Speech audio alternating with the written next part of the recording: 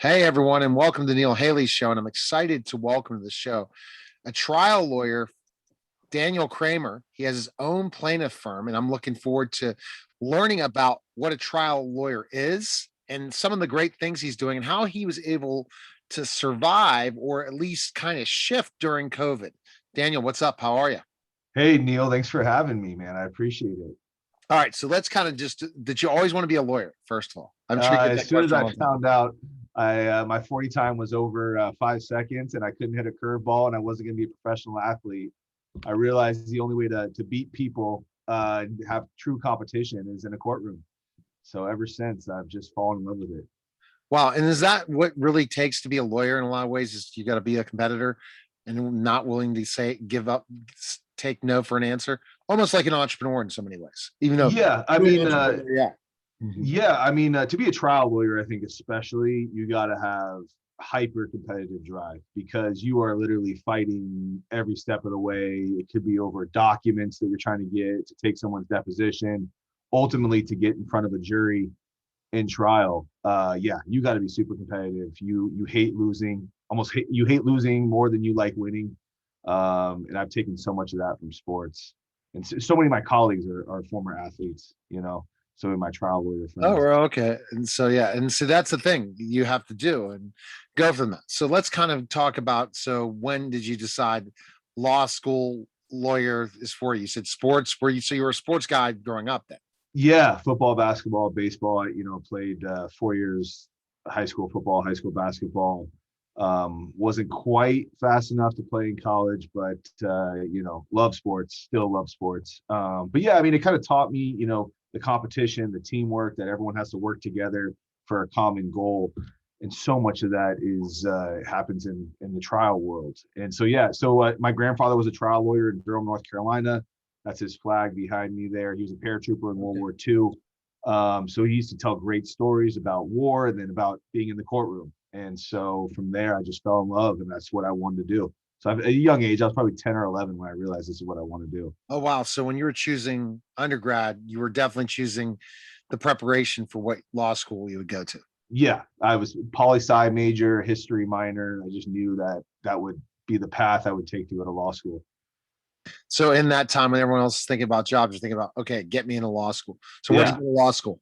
Southwestern. It's a great regional school here in downtown LA.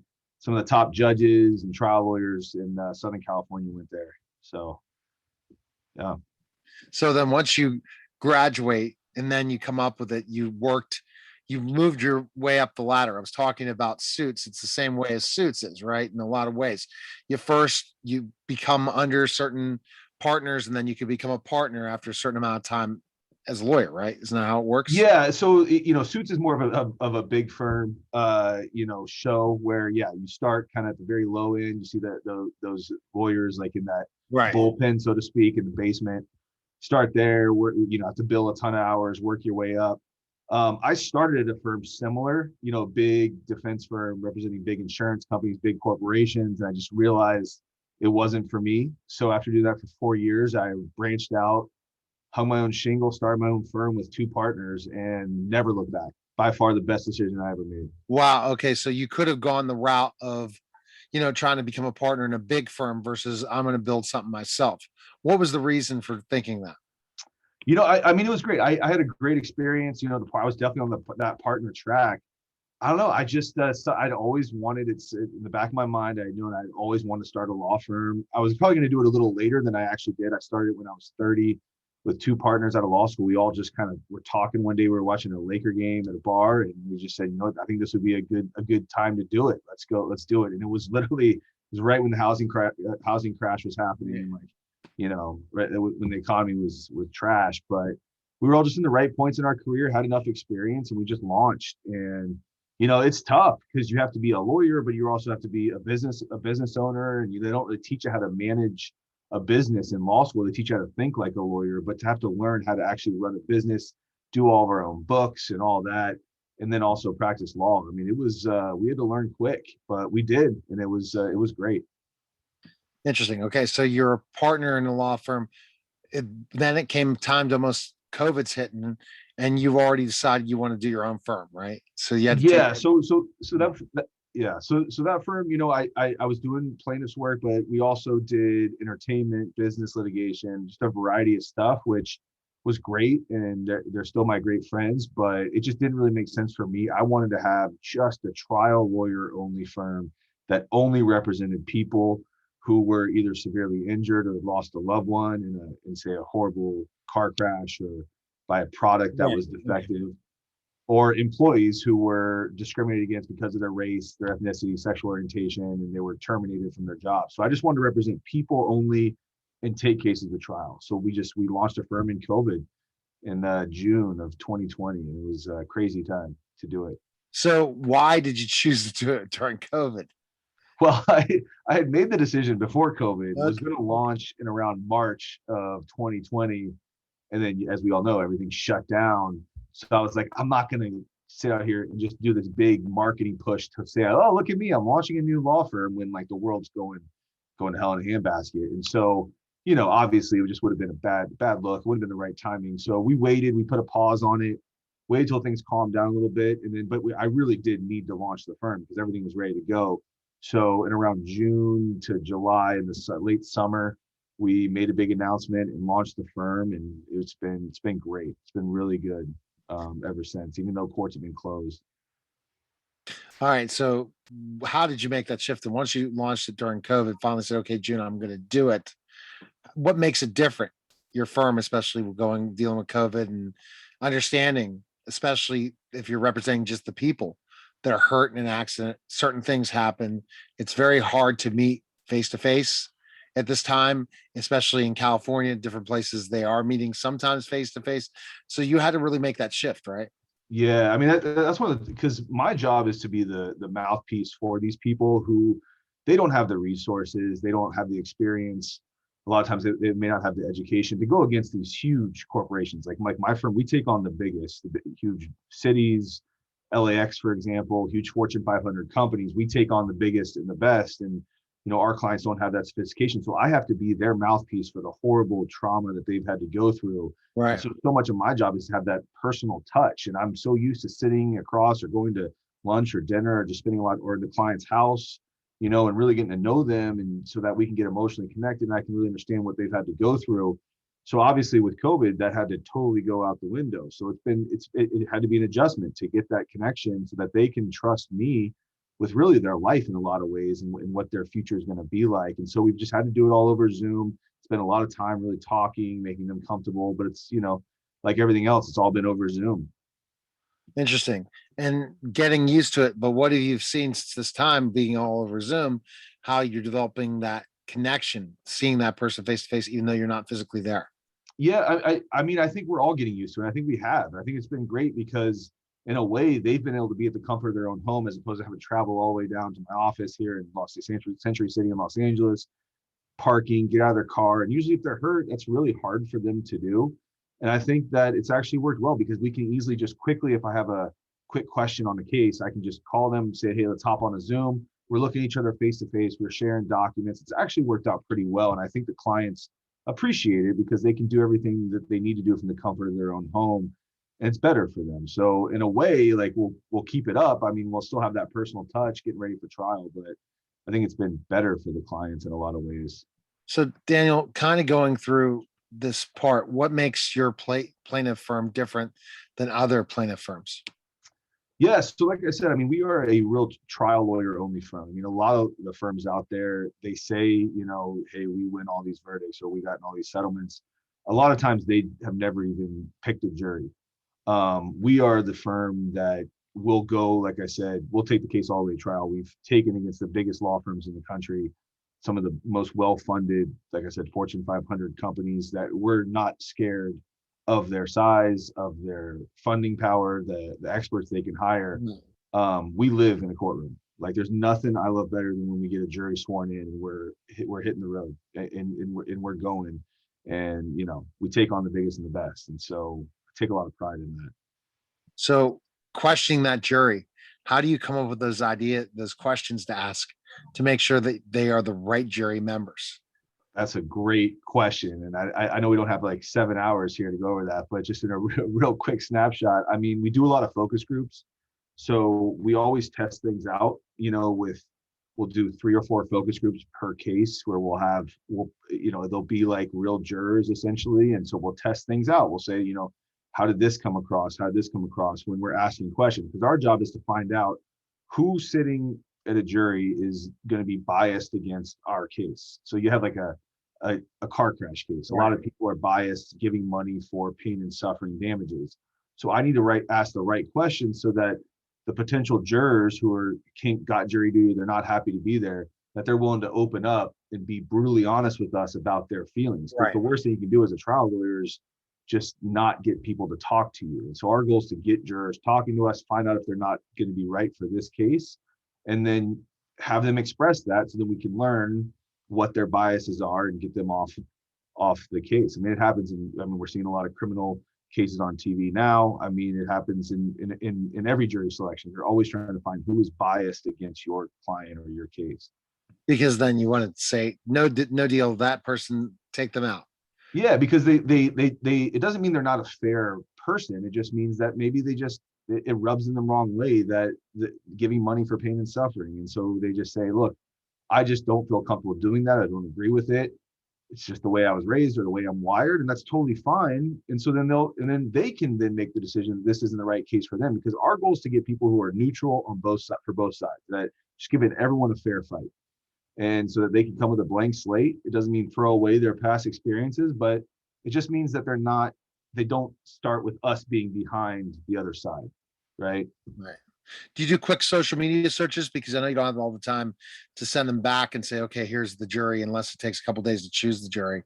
Do you guys do social searches and stuff so to make sure that nothing comes up that could be a problem in that case? Yeah, that's a great question, actually. Yeah, we do. We have when our team, when we're in trial, we get the names of everyone. We, search them online to see what is their online footprint. If someone has posted anything, if it's an employment case and they're very anti-sexual harassment lawsuits, or they post anything about they think verdicts have been outrageous or too high, or anything really that's going to, or maybe there's some racial component that they've said that my client is of a minority, and who knows what's out there on their digital footprint. But absolutely 100% we are searching anything and everything we can. It's all about getting information of what these people are thinking, right, what they're going to ultimately do on your case. And see, that's so interesting. And so, but you're right, it doesn't get chosen in one day sometimes. And sometimes choosing a jury, how long has it taken you the longest to choose a jury? Yeah, I mean, we've had one I think took almost a full week, because again, as the trial lawyer, if you're asking the right questions and your people are feeling really comfortable to be honest, like if a juror who's totally against my case and they just bash me, or they hate, plaintiff lawyers or whatever, they hate my client, but they're open about that, I thank them. I honor that, because they've had the courage to be brutally honest. When we walk around in society, we never say things that are on our mind about people because we know it'll hurt them. But here, if I've created a safe enough space where they are comfortable enough to talk and be honest and give me all the bad stuff they think about me or my client or the case, then the judge has to excuse them, and they have to get rid of them. And ultimately, you could run through panel after panel, and that's happened multiple times. And that, I think that means that we're actually doing our job the right way, because it means people are saying things that are honest, and they're showing their biases against our case. How exhausting is it being in court, especially if you're the head juror? I mean, the head litigator as the plaintiff, trial lawyer. You're the head trial lawyer, and you're kind of going through this process of a whole day in court. How tiring is it? I mean, it's exhausting, but it goes by like that. I mean, you're starting at 8:30 in the morning, and then it feels like no time went by, and it's all of a sudden 4:30, and we're excused for the day. It's because you have to be. It's such a unique profession in that way, because you're on stage, but you're also having to be almost an expert. So if there's a medical issue, like a spinal injury, and you have to understand the spine so well, almost as well as the doctor that you're cross-examining. Wow. And so you have to be able to attack them on their opinions on the case. And so your mind's racing, but you're also having to understand that you're on stage and the jury's watching every single move you make, every sigh, every time you write a note. they're watching everything. And so you gotta be cognizant of, the 360 view in a way. So it's exhausting, but it's also you're just always on your game. You're super energized, and it just And goes that's by. something that I have to do myself. If I'm interviewing you now, I have to go on my game. If I jump on Clubhouse, which is a huge social app that's becoming very, very popular, I always have to be on my game when I speak. So it's really it's not like it's a profession like teachers, the same thing. We always, when I was a former teacher, you always had to be on your feet. You always had to be on your A game. It's not like you get in your an office cubicle and you can kind of take that a little break. It's just like go, go, go. And then the end of the day, you're like, where did my day go? Yeah, Right? 100%. But I love it. I mean, honestly, Yes. it's great. I mean, So it's now, do so you have fun. the days and suits where you're working till 10 o'clock, 11 o'clock at night when you've been a lawyer?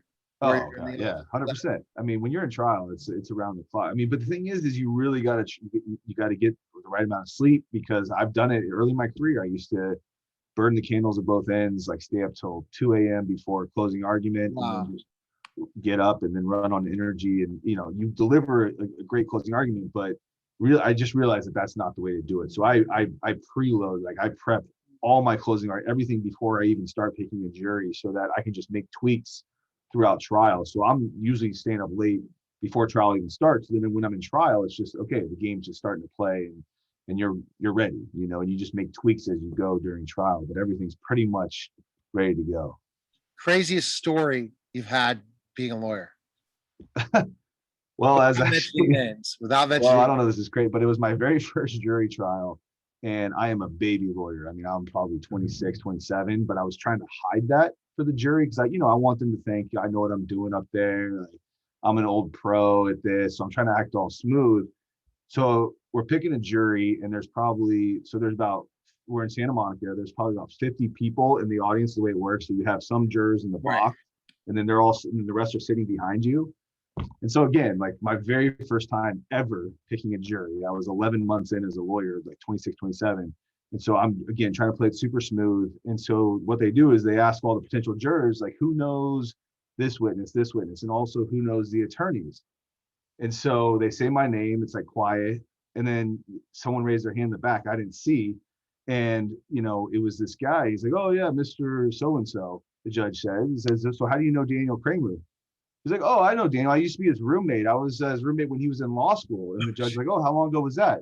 He's like, oh, about 10 months ago. So I'm like, oh, totally blew my entire cover, trying to be all smooth. But it actually worked out well, because there's only one time a trial lawyer can say it's their first trial. And the jurors, like, they're kind of like, oh, this guy. And it ended up working well. We won the case. But yeah, that was definitely backfired a little bit, me trying to be all smooth. All right. So let's go from here to charitable work. You guys are involved in a lot of charity work. Tell us about that. Yeah. Yeah, so I'm president of Los Angeles Trial Lawyers Charities. It's a group of some of the top trial lawyers in Los Angeles area, and it started in 2006. There was really no avenue for trial lawyers to give back. I mean, so much of our work, we don't get paid by the hour. We only get paid if the client wins, because that's how these, the poor segments of our society can actually go against these big corporations, so that we don't take money up front.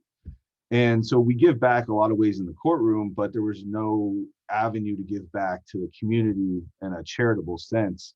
And so a small group of trial lawyers started this organization where we raise money, and we have about over 100 charities that we pass money through. It's, for various causes such as homelessness, children with disabilities, the underprivileged, battered women.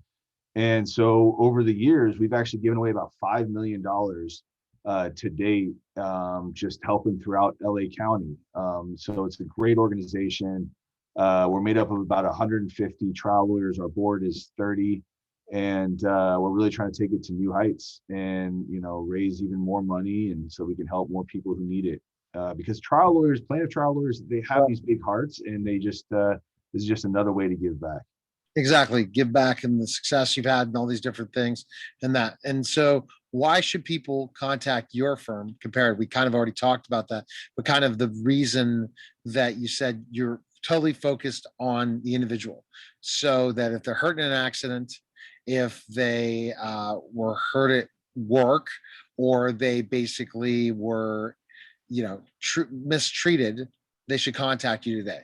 And the difference Yeah, in other firms, cover the bigger cases first and kind of maybe look at these cases as secondary, but you make it a priority. Well, I just think that we really treat the individual for their individual story. We don't look at people as a commodity, for example. Like a lot of these firms out here, they'll take on thousands of cases, and there's no way they have time to give that individual the personal touch that they deserve when they're going through, honestly, the worst times in their life. And so we don't take on a ton of cases. We take on cases that we know we can truly help the individual who's gone through some tough times. Either they've been fired because they're disabled, or like I said, they've been seriously hurt in a car crash or injured at an unsafe property. And so I think what sets us apart is that we really do take a lot of pride in giving them the hands-on touch they need from me and everyone on my team. And I think that's rare these days. And that Exactly. we don't look at people as just a dollar sign, that we're trying to help them and make their life truly better. And so your website again? Our website is www.kramerlaw.com. All right. Well, fantastic. Appreciate it, Daniel. Thanks Yeah. for stopping by. And I see that you have that Go Buffaloes, the helmet for Colorado. And Go Buffs. Yeah, we're gonna turn it around. I got faith. exactly. Someday they'll turn it around. Exactly. Someday, yeah. All right. Someday. All right. Take care. Appreciate it. Thanks. All right. Okay. Bye. All right. You're listening and watching the Neil Haley Show. We'll be back in just a moment.